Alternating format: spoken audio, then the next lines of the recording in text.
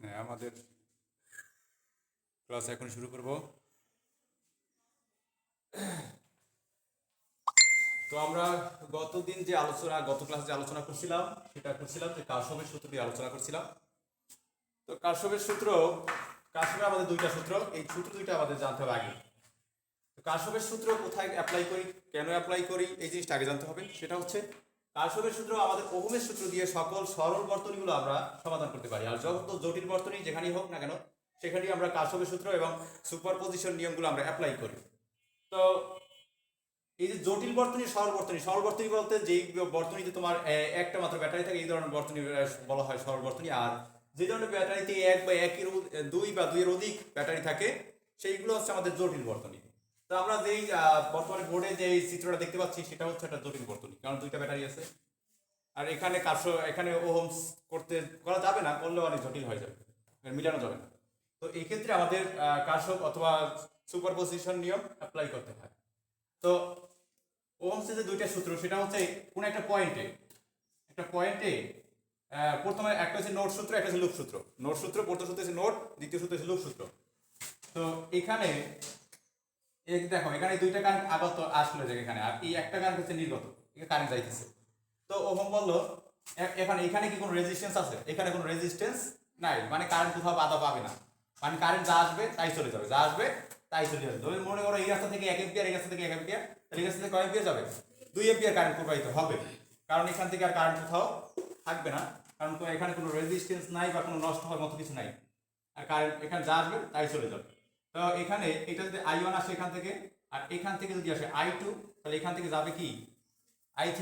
তাহলে কি তুমি ওহমের সূত্র বইতে যেভাবে আছে সেভাবে না দেখলে হয়। ওহমের সূত্র বইতে বলা আছে আগত বা নির্গত কারেন্টের সমষ্টি শূন্য, বইতে এভাবে বলা আছে 1 নম্বর সূত্রটায়। তো আমরা লিখবো যে কি আগত কারেন্টের সমষ্টি এবং নির্গত কারেন্টের সমষ্টি সমান, এটা আমরা লিখবো যে I1 plus I2 equal I3। এখন এই সূত্রটা আমি কোথায় অ্যাপ্লাই করবো? এটা হচ্ছে নোটে। নোট কি? নোট হচ্ছে কোন একটা ইলেকট্রিক্যাল সার্কিটের তিন বা তিনের অধিক ইলেকট্রিক উপাদান যদি যুক্ত থাকে কোন একটা পয়েন্টে, ইলেকট্রিক্যাল সার্কিটের কোন একটা পয়েন্টে 3 বা 3-এর অধিক যদি ইলেকট্রিক্যাল উপাদান যুক্ত থাকে সেই পয়েন্টটাকে আমরা বলবো নোট। এখন ইলেকট্রিক্যাল উপাদান কি? ব্যাটারি, রেজিস্ট্যান্স, সুইচ, বাতি, তারপরে আরো যা যা আছে তোমার কারেন্টের যত কিছু লাগে। তো এখানে দেখো এই একটা ইলেকট্রিক্যাল উপাদান, এটা আছে R1 একটা রেজিস্ট্যান্স, একটা ইলেকট্রিক্যাল উপাদান যেটা হচ্ছে R2 রেজিস্ট্যান্স, একটা ইলেকট্রিক্যাল উপাদান যেটা হচ্ছে R3 রেজিস্ট্যান্স। তো এই তিনটা ইলেকট্রিক্যাল উপাদান এই একটা পয়েন্টে যুক্ত আছে। কোন পয়েন্টে? এই পয়েন্টে যুক্ত আছে, তার মানে এটা একটা নোড। আবার দেখো এই একটা ইলেকট্রিক্যাল উপাদান যেটা রেজিস্ট্যান্স, এই একটা ইলেকট্রিক্যাল উপাদান R4 রেজিস্ট্যান্স, এই একটা ইলেকট্রিক্যাল উপাদান R5 রেজিস্ট্যান্স, যেটা এই পয়েন্টে যুক্ত আছে। তাহলে এই সার্কিটে আমরা কয়টা নোড পাইলাম? দুইটা নোড পাইলাম। একটা হচ্ছে এই একটা, তাহলে এই নোডটার আমি নাম দিলাম এই নোড, এই নোডটার নাম দিলাম আমরা বি নোড। তাহলে দুইটা নোড পাইলাম। দেখো এইটা কিন্তু নোড হবে না, কারণ এই একটা ইলেকট্রিক্যাল উপাদান ব্যাটারি, এই একটা ইলেকট্রিক্যাল উপাদান রেজিস্ট্যান্স, দুইটা যুক্ত আছে কোন পয়েন্টে? এই পয়েন্টে। তো দুইটা যুক্ত থাকলে তো নোড হবে না। 3 বা 3-এর অধিক যুক্ত থাকলে সেই পয়েন্টটাকে আমরা বলবো নোড। কিন্তু যদি দুইটা যুক্ত থাকে তো আমরা নোড বলবো না। দেখো এটা কি নোড? এটাও নোড না। একটা ইলেকট্রিক্যাল ব্যাটারি, ইলেকট্রিক্যাল উপাদান একটা ব্যাটারি, একটা ইলেকট্রিক্যাল উপাদান রেজিস্ট্যান্স যেটা R5, যেটা যুক্ত আছে এই পয়েন্টে, এটাও নোড হবে না, কারণ এখানে দুইটা, এই একটা তিনটা যুক্ত থাকলে এটাও একটা কি নোড হয়ে যাইতো। তো যেখানে নোট পাবো সেখানে আমরা কারশফের প্রথম সূত্র অ্যাপ্লাই করব, আগত কারেন্ট এবং নির্গত কারেন্ট এর সমষ্টি সমান। আগত কারেন্টের সমষ্টি এবং নির্গত কারেন্টের সমষ্টি, দুইটার সমষ্টি সমান হবে। তো এবার এটা গেল আমাদের নোটে, কারশফের প্রথম সূত্র আমাদের অ্যাপ্লাই করা শেষ। হ্যাঁ, তো এবার তুমি যদি কারশফের প্রথম সূত্র এখানে অ্যাপ্লাই করো, এখানে অ্যাপ্লাই করলে এটা আসবে, এখানে যদি অ্যাপ্লাই করো একই কাহিনী আসবে। দেখো এখানে আসছে কি I3 আসছে, এখানে এই রেজিস্ট্যান্স পার হয়ে এখানে আসছে I3, আর এই রেজিস্ট্যান্স এখান থেকে যাবে কি অবশ্যই এখানে এই R1 পরিমাণ ব্যাটারি পজিটিভ প্রান্ত থেকে বের হয়েছে, আবার R1 পরিমাণ I1 পরিমাণ ব্যাটারি পজিটিভ প্রান্ত থেকে বের হয়েছে। তো I1 পরিমাণে আবার ব্যাটারি নেগেটিভ প্রান্তে প্রবেশ করবে কারেন্ট, ঠিক না? তো এখানে এটা হবে I1। আবার দেখো এখান থেকে ব্যাটারি পজিটিভ প্রান্ত থেকে I2 পরিমাণ প্রবাহিত হলো, তাহলে ব্যাটারি পজিটিভ প্রান্ত থেকে কোন একটা ব্যাটারি পজিটিভ প্রান্ত থেকে যে পরিমাণ কারেন্ট প্রবাহিত হয় নেগেটিভ প্রান্ত, সেই পরিমাণ কারেন্ট পাওয়া যায়। একই পরিমাণ, কোনোদিন বেশি কম হবে না। তার মানে এখানেও কি পরিমাণ যাবে? I2 পরিমাণ কারেন্ট যাবে দিকে। তো এখানে দেখো, তো এখানে কারেন্ট বের হলো, বের হলো I1 plus I2 I1 plus I2 আমরা বিনুরে যদি এই সূত্রটা অ্যাপ্লাই করি I1 প্লাস I2 এটাও হবে কি I3 বা আগত কারেন্ট হচ্ছে I3 তো নির্গত কারেন্ট কি I1 প্লাস I2 তো দেখো তো এটা সমান হয়েছে কিনা তো আমি যেই নোটই এই প্রথম সূত্রে অ্যাপ্লাই করি না কেন আমাদের কিন্তু রেজাল্ট একই আসবে এই গেল আমাদের প্রবাহিত আমাদের কারশফ কারেন্ট ল KVL এই KVL আমরা শেষ করলাম এবার আসবো কারশফ ভোল্টেজ ল আগে আমরা কারশফ কারেন্ট ল KCL শেষ করলাম না কারশফ কারেন্ট ল এবার শেষ করব আমরা কারশফ ভোল্টেজ ল KVL তো KVL টা হচ্ছে আমাদের 2 নম্বর সূত্র 2 নম্বর সূত্রে বলা হয়েছে যে কোন একটা সার্কিটের কোন একটা লুপে তো আমরা 2 নম্বর সূত্রটা অ্যাপ্লাই করব লুপে কোন একটা লুপে প্রবাহিত কারেন্ট এবং রেজিস্ট্যান্সের গুণফল এর সমষ্টি তড়িৎচালক শক্তির সমান প্রবাহিত কারেন্ট এবং রেজিস্ট্যান্সের গুণফলের সমষ্টি তড়িৎচালক শক্তির সমান কোন একটা লুপের কোন একটা নির্দিষ্ট লুপের প্রবাহিত কারেন্ট এবং রেজিস্ট্যান্সের গুণফলের সমষ্টি সমান এখন গুণফলের সমষ্টি সমান এটা বলা হয়েছে তো আমি যদি কারেন্ট ডিরেকশনের দিকে ঘুরাই প্রথম লুপটা কারেন্ট ডিরেকশনের দিকে কারেন্ট যাইতেছে এইদিকে আমিও ঘুরতেছি এদিকে তো এইদিকে যদি ঘুরি তাহলে কি হয় I1 R1 plus I2 I3 এটা I3 যাইতেছে কারেন্ট দিয়ে R3 ভিতর দিয়ে I3 R3 তারপরে আসে এখানে I1 R4 plus I1 R4 equal E1 এটা হচ্ছে আমাদের বই অনুসারে বই এইভাবে সূত্র দেওয়া আছে বই এইভাবে বলা আছে যে আমাদের সমষ্টি সমান হবে সমষ্টি তড়িৎচালক শক্তির সমান হবে কিন্তু আমরা এইভাবে সবসময় এইভাবে ঘুরবো না আমরা এইভাবে ঘুরলে অনেক সময় ঝামেলা আমরা এইভাবে কেন করবো তো আমরা এই যে সূত্রটা এই সূত্রটা আমি বারবার প্রমাণ করে দেখাবো তিনভাবে আমি দেখাবো যে তিনভাবে যদি আমি ঘুরি এইভাবে আসে তো এবার আমরা করব কি আমরা তো ওহমসের যে ওহমসের সূত্র থেকে আমরা জানি যে কোনো একটা ব্যাটারি যেই পরিমাণ ভোল্টেজ দেওয়া হয় পুরো তড়িৎকে চালনা করে নেগেটিভ প্রান্তে আনতে ওই পরিমাণ ভোল্টেজ নষ্ট হয় বা ড্রপ হয় তো মানে শূন্য হয়ে যায় নেগেটিভ প্রান্তে এসে কি হয় ভোল্টেজ শূন্য হয়ে যায় ভোল্টেজ যদি শূন্য হয়ে যায় তার মানে আমি বলতে পারি এখানে যদি তুমি এই দিক থেকে যাত্রা শুরু করো তুমি এই দিক থেকে ঘুরো এবার আবারও এই দিক থেকে ঘুরো তো এই দিক থেকে ঘুরলে এখানে দেখো ব্যাটারি কোন সাইডটা আগে পড়ে এখানে তুমি যখন এই দিক থেকে এই দিকে ঘুরবা তখন ব্যাটারি কোন সাইডটা আগে পড়ে নেগেটিভ সাইডটা আগে পড়ে নেগেটিভ সাইডটা আগে পড়ে তো নেগেটিভ সাইডটা যদি আগে পড়ে তাহলে নেগেটিভ দিয়ে শুরু করো E1 ব্যাটারি নেগেটিভ সাইডে আসছে এই জন্য কিন্তু আমি -E1 দিয়েছি -E1 এখন দেখো কারেন্ট ডিরেকশনের দিকে যাইতেছি তার মানে কি লিখবো আমি প্লাস এটা আমি 1 নাম্বার হিসেবে আমার নিজস্ব সূত্র অনুসারে দিতেছি আর এটা হচ্ছে বইয়ের সূত্র ঠিক আছে সো এবার লিখবা কি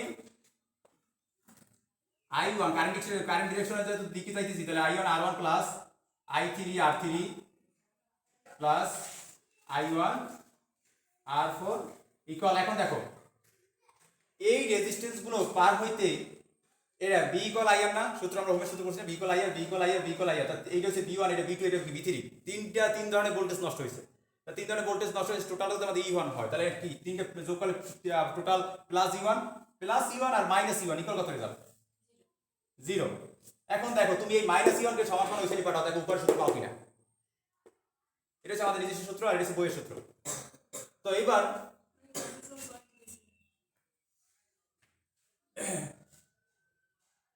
ঠিক আছে না সবকিছু সবই তো ঠিক আছে না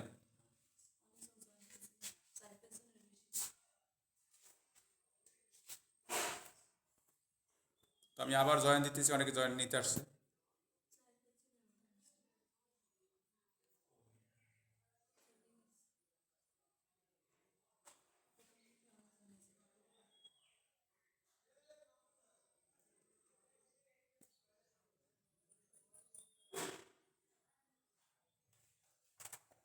যারা এখানে আসে তাদের আমি দেখতে পাচ্ছি না তো আমি আর জয়েন মনে দেবো না এখন আপাতত যারা আছে তারা এখানে ক্লাস করো তো এই এতটুকুতে কারো সমস্যা নাই কেউ তো কোনো কথাই বলো না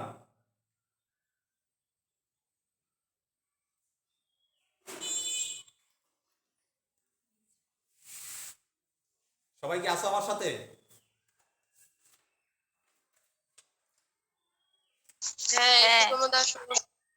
এতটুকু তো সমস্যা নাই সমস্যা আছে কারো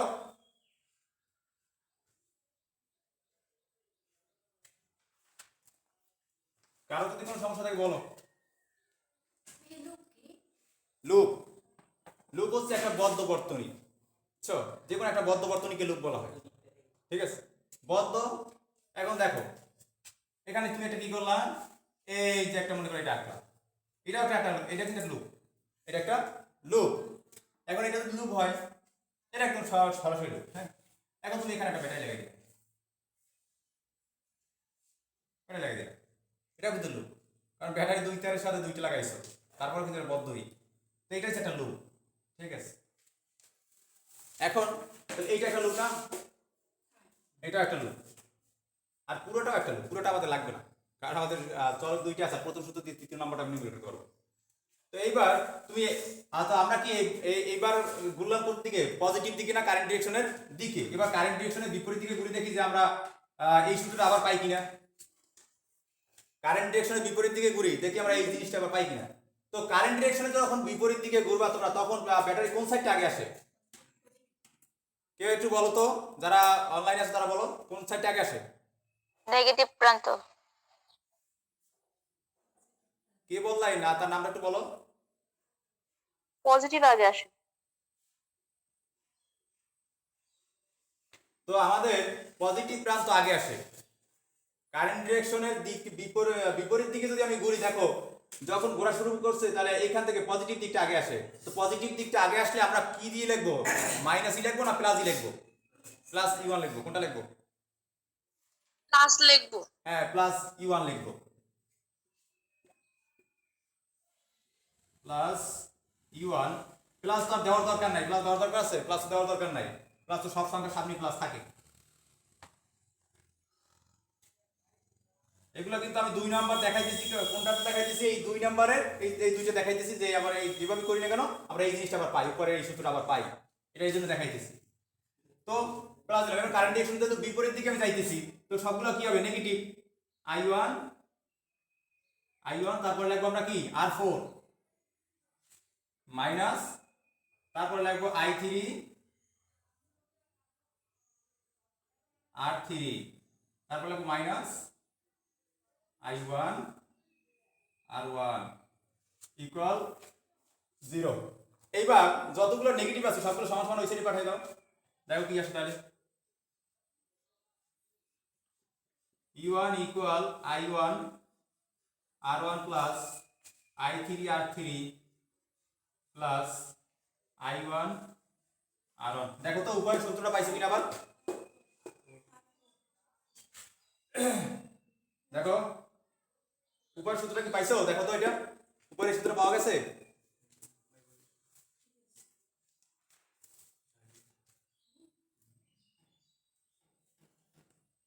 যারা অনলাইনে আছে তারা বলো, উপরের সূত্রটা কি মিলছে এটা? হ্যাঁ।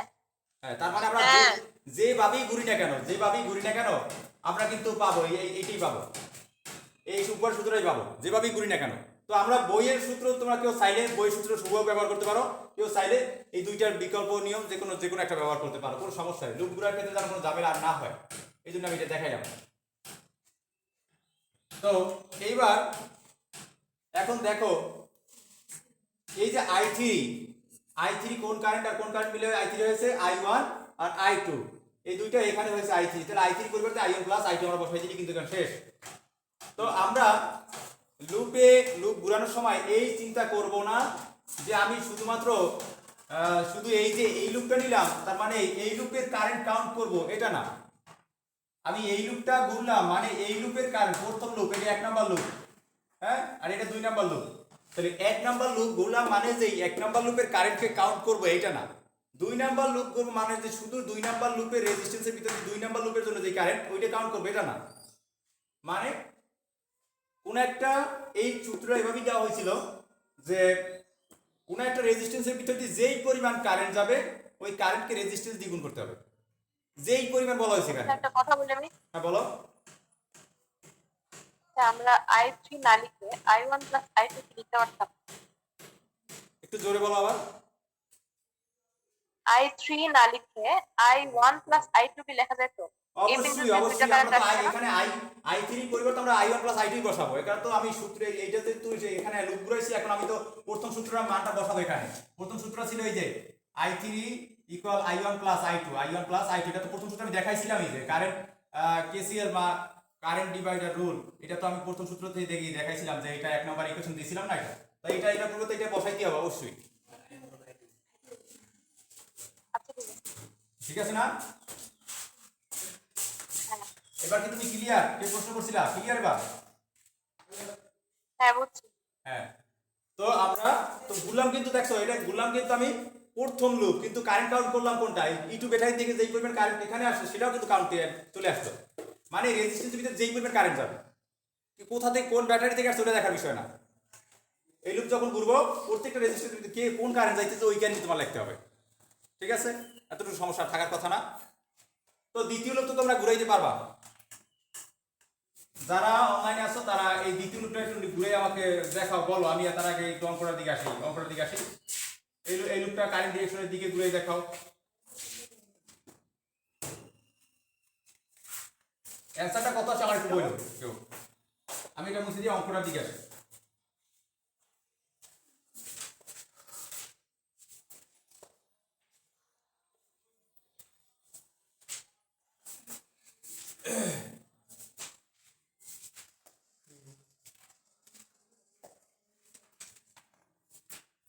তো এইবার ঘুরাইছি। E2 plus I2 R2 plus I3 R3 plus I2 R5. আবার একটু বলো।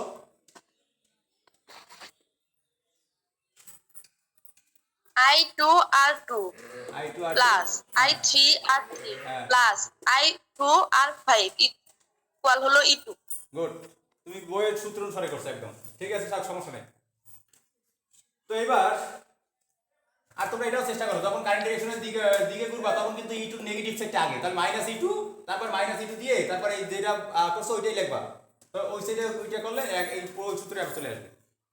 তো এইবার আমরা অঙ্কটার দিকে আসবো, আর অঙ্কটা তো একদম সহজ, এখন তো সবই বুঝতে পারতেছি দেখে, এখন আর অঙ্ক আমার মনে হয় করার তারপর করে দিব আমি, করার কোনো মানেই হয় না, কারণ এখন সবাই পারবে ইনশাআল্লাহ এই অঙ্কটা। তো এবার আমরা অঙ্কটার দিকে আসবো, এটা সব মুছে দিয়ে আমরা এখন অঙ্কটার দিকে আসি। এই অঙ্কটায় আমরা আমাদের তিনটা আলাদা আলাদাভাবে কারেন্ট বের করতে হবে, এটা বের করতে হবে I1 বের করতে হবে, I2 বের করতে হবে, I3 বের করতে হবে। আর সার্কিটের টোটাল কারেন্ট কত কেউ একটু বলতে পারবা? এইটা এই সার্কিটের টোটাল কারেন্ট কত, টোটাল প্রবাহিত কারেন্ট?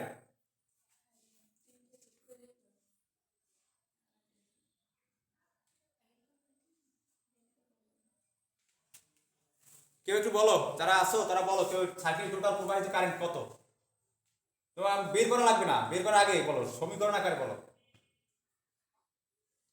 আমি একটু সহজ করে দিই, দেখো যে প্রথম সূত্র ছিল I1 প্লাস I2 ইকুয়াল কত ছিল? I3। তাহলে দেখো তো টোটাল দুইটা ব্যাটারি থেকে প্রবাহিত হয়েছে কি পরিমাণ, একটা থেকে I1 পরিমাণ, একটা থেকে I2 পরিমাণ, তাহলে টোটাল কত কারেন্ট হবে? তাহলে সার্কিট প্রবাহিত টোটাল কারেন্ট হচ্ছে I3। ঠিক আছে, কারণ দুইটা আমি দেখবো দুইটা ব্যাটারিতে কি পরিমাণ কারেন্ট প্রবাহিত হয়েছে, আর দুইটা ব্যাটারি থেকে যেই পরিমাণ কারেন্ট প্রবাহিত হয়েছে সেটাই নেগেটিভ প্রান্তে যাবে আবার, তার মানে যেটা দুইটা ব্যাটারি থেকে যেই পরিমাণ কারেন্ট প্রবাহিত হয়েছে ওইটাই সার্কিট টোটাল কারেন্ট। তাই প্রথম ব্যাটারি থেকে I1 পরিমাণ আর দ্বিতীয় ব্যাটারি থেকে I2 পরিমাণ, দ্বিতীয় ব্যাটারি থেকে I2 পরিমাণ, তো প্রথম ব্যাটারি থেকে I1, দ্বিতীয় ব্যাটারি থেকে I2, দুইটা যোগ করলে I3।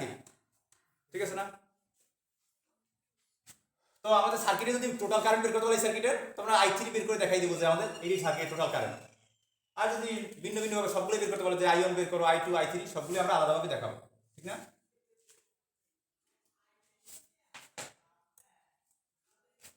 তো প্রথম লুপের ক্ষেত্রে এটা হচ্ছে আমাদের 1 নাম্বার লুপ। হ্যাঁ, 1 নাম্বার লুপের ক্ষেত্রে আমরা কারেন্ট ডিরেকশনের দিকে ঘুরবো, আর এটা হচ্ছে আমাদের 2 নাম্বার লুপ, এটা আমরা কারেন্ট ডিরেকশনের দিকে ঘুরবো।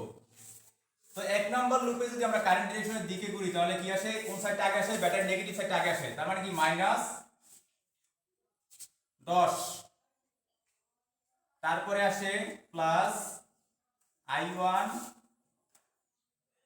তোমরা এখানে ডাইরেক্ট ই দিয়ে দাও, পরবর্তীতে আমরা নাম্বারটা দিই, তাহলে -E1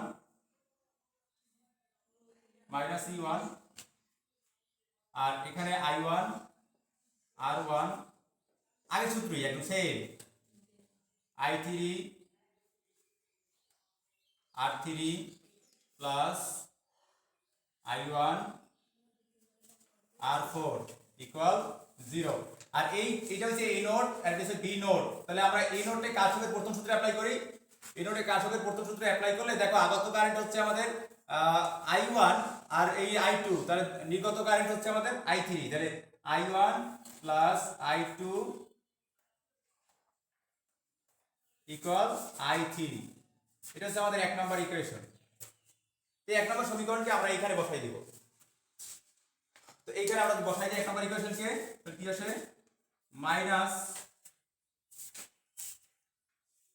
U1 plus I1 R1 plus I3 পরিবর্তে আমরা বসাবো I1 প্লাস I2। এই প্রশ্নটা কিছুক্ষণ আগে একজনে করছিলাম। R3 plus I1 R4 equal 0। এখন আমরা মানগুলো বসাই দেব, তারপর ক্যালকুলেশন করলে আমাদের মোটামুটি এটা হবে আর কি। তো এবার এখানে আসে E1 এর মান হচ্ছে আমাদের -10 প্লাস 5 I1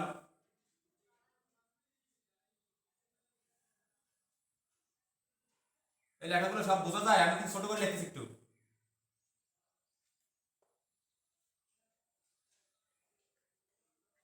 হ্যালো,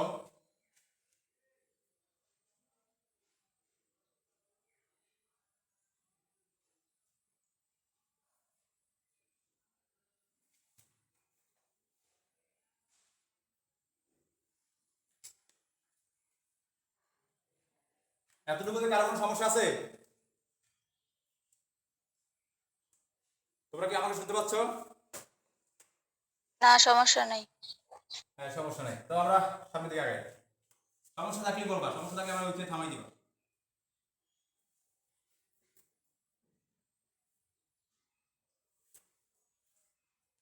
কারো কোনো সাউন্ড পাওয়া যায় না, মানে স্টপ থাকে সবাই।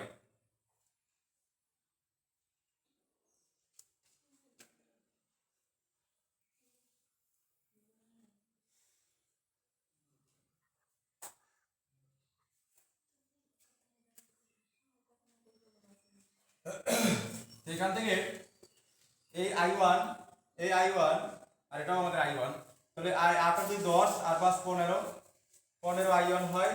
তো এখানে আমরা লিখবো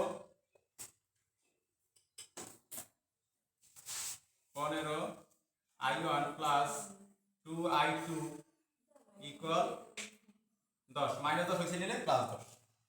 তো এটাকে আমরা এটা আর এটা তুমি আর ইকুয়েশন দিয়ে লেখার দরকার নাই, এটা আমি উপরে লিখে রাখি। I1 প্লাস I2, যে 1 নম্বর এই নোটে যে আমি কারশফের প্রথম সূত্র অ্যাপ্লাই করলাম, I1 plus I2 equal I3, এটা উপরে লিখে রাখলাম। তো এইটা তুমি 1 নম্বর ইকুয়েশনে দিয়ে রাখো, 1 নম্বর ইকুয়েশন গেল। এবার আমি 2 নাম্বার লুপে আসবো।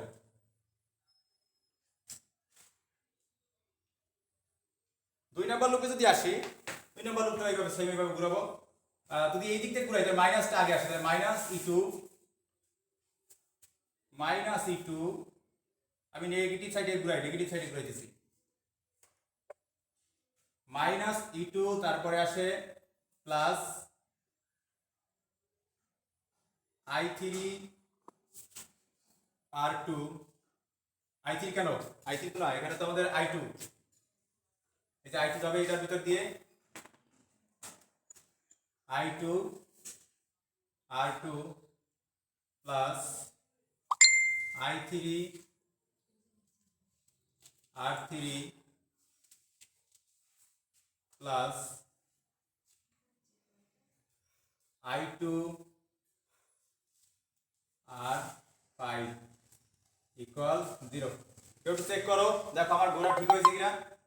-E2 যেহেতু আমাদের এই দিক থেকে ঘুরলে ব্যাটারি নেগেটিভ ছিল আগে, তারপর এখান থেকে এই তো রেজিস্ট্যান্স পার হয়েছে I2 কারেন্ট, তাহলে I2 কারেন্ট ইনটু R2, তারপরে এই রেজিস্ট্যান্সের ভিতরে পার হয়েছে I3, তাহলে I3 R3 প্লাস I3, যেহেতু কারেন্ট ডিরেকশনের দিকে যেন পজিটিভ, তারপরে কারেন্ট ডিরেকশনের দিকে কারেন্ট যাইতেছে এই দিকে, আমি যাইতেছি এই দিকে, তাহলে এখানে হবে এখান থেকে I2 পরিমাণ কারেন্ট যাইতেছে I2 R5 ইকুয়াল 0। ঠিক আছে, সব কিছু ঠিক আছে।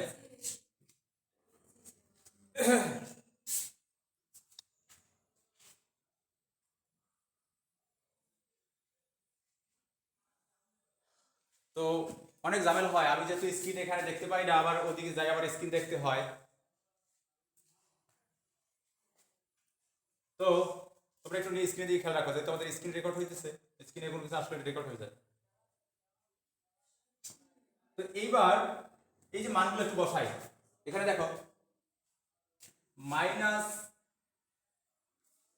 বসাই দিলাম আমরা, e2 মান বসাই দিলাম, প্লাস i2 যে মানটা i2 মানে 4 বসাইলাম, 4 ওহমের ভিতর দিয়ে কি করবেন কারেন্ট যায়, i2 করবেন কারেন্ট যাইতেছে, প্লাস এখানে i3 মানটা বসাই দিই, i3 মান হচ্ছে i1 প্লাস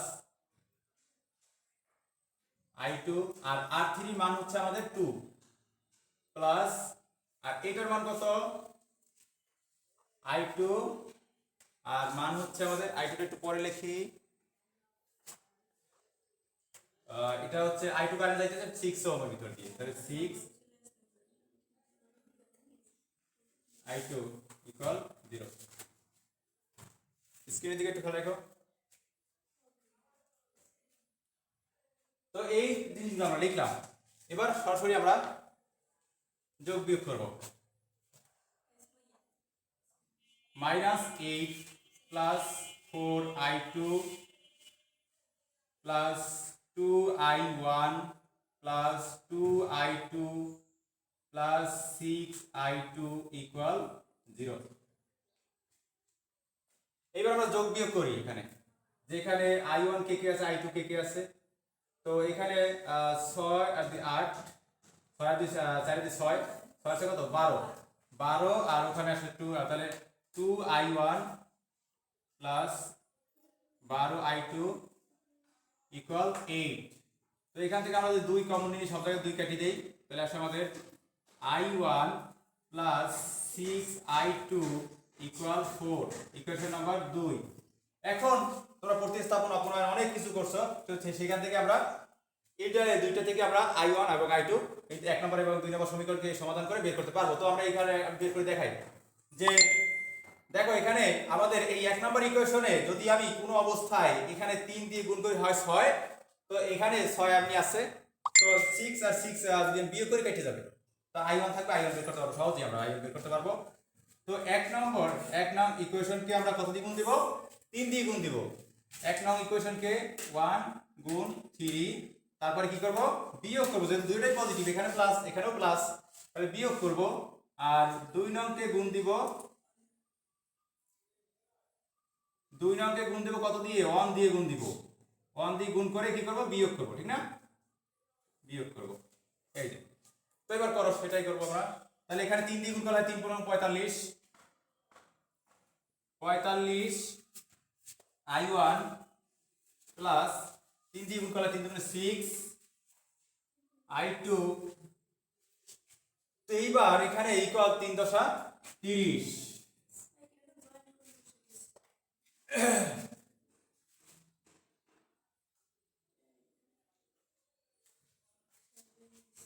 ঠিক আছে, তো এখানে এইটা করলাম। এখন ক্লাসে অনেকে না জয়েন করাই ভালো, আমাদের ক্লাসে প্রায় আমরা শেষ পর্যায়ে, এখন আবার জয়েন দিতে যাওয়া অনেক ঝামেলা। তো এইবার এটা কি হলো, 3 দিয়ে গুণ করলাম, 3 × 45 i1 প্লাস 3 × 6 i2 ইকুয়াল 3 × 30। এবার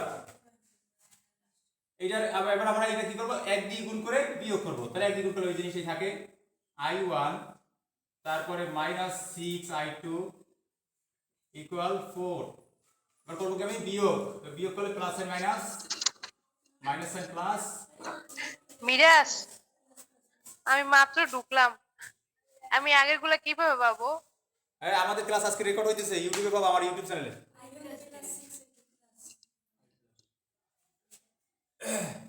তো সমস্যা নাই, যে না পাইছো আমাদের ইউটিউব চ্যানেলে পাবা, আজকে তো আমি রেকর্ডটা দিয়ে দিব। তো একটু খেয়াল করবো, এখানে আমি যে ক্লিক করলাম, এখানে সবগুলো দুইটা ইকুয়েশনকে নিয়ে আসলাম, যেভাবে আমি বললাম এখানে গুণ করলাম, সেখানে এখন বিয়োগ করবো, তার মানে এটা আছে পজিটিভ হয়ে যাবে নেগেটিভ, এটা আছে পজিটিভ হয়ে যাবে নেগেটিভ, এটা আছে পজিটিভ হয়ে যাবে নেগেটিভ, বিয়োগ করার সিস্টেম এটাই।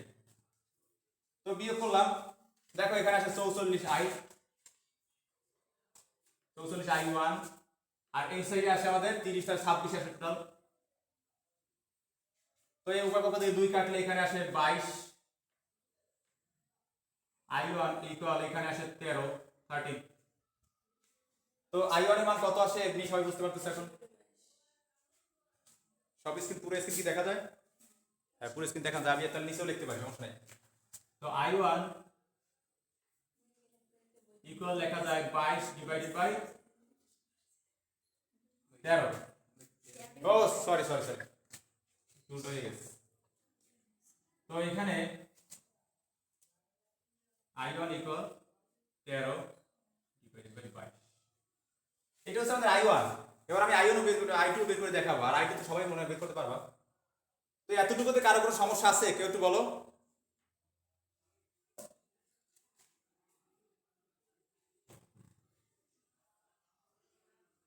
হ্যালো,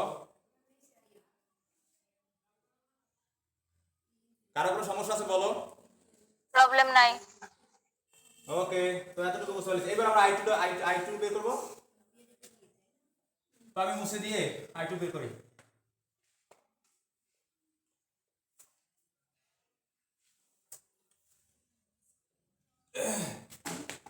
তো I2 বের করার জন্য আমরা একটা ইকুয়েশন নিয়ে নেই। আমরা এখান থেকে এক নাম্বার ইকুয়েশন, এই ইকুয়েশনটা নিয়ে নেই, এইটা নিয়ে নেই, কারণ এটা আমাদের গুণন করা নেই, এটা সহজ আছে, এটা নিয়ে নেই। তো এক নাম্বার এই ইকুয়েশনটায়, এটা আমরা ধরছিলাম কত নাম্বার ইকুয়েশন ধরছিলাম? 2 নাম্বার ইকুয়েশন ধরছিলাম। তো 2 নং এ আমরা I1 এর মান বসাবো, আর 2 নং এ I1 এর মান বসিয়ে পাই 2 নং সমীকরণে I1 এর মান বসিয়ে।